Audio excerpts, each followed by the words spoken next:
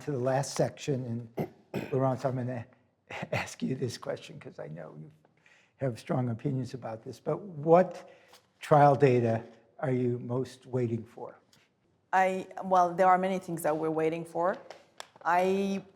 Personally, I'm very involved in the frontline IO versus IO-TKI, as you understood. So the CARE-1 trial is going to take a while to enroll, but this is something that I really feel could make a difference, given that the triplet is not yet a standard, and we need to really change the game so that it becomes a standard, and we're not there yet.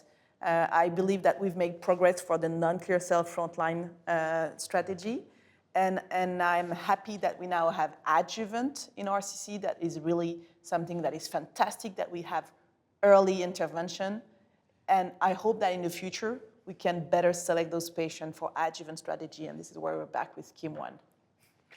Good avoidance of the answer.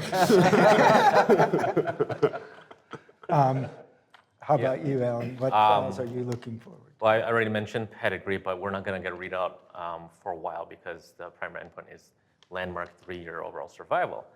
But emerging is Lightspark-12. That's another triplet. We already saw from Cosmic 313 that the nivo-cabo-ipi was probably too toxic, right? So we're not going to do triplet in that setting, but Merck has also done a triplet looking at HIF-2 alpha combination. So we don't know if a triplet with HIF-2 alpha is better tolerated, has more efficacy as well.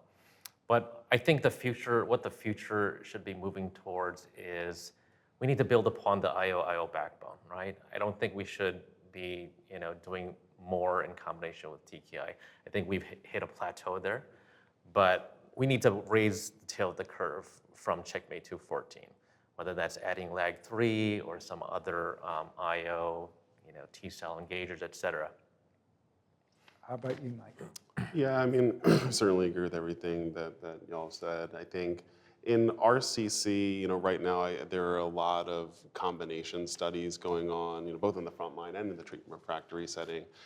Frankly, I think that's unlikely probably to increase the cure rate, and what we really need are novel mechanisms. So frankly, I'm most excited about the early drug development around novel immunotherapies, novel immune bispecifics, and radioligand therapy.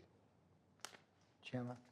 Yeah, I think one of the things that really intrigues me here is turning the cold tumors hot. I think the Monty Powell had some really good data on gut microbiome, and even at ESMO this year, this question of fecal transplant.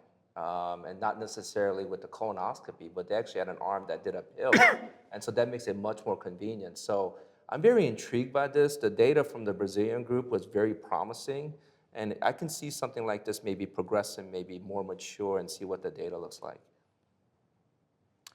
I think this has been a great discussion.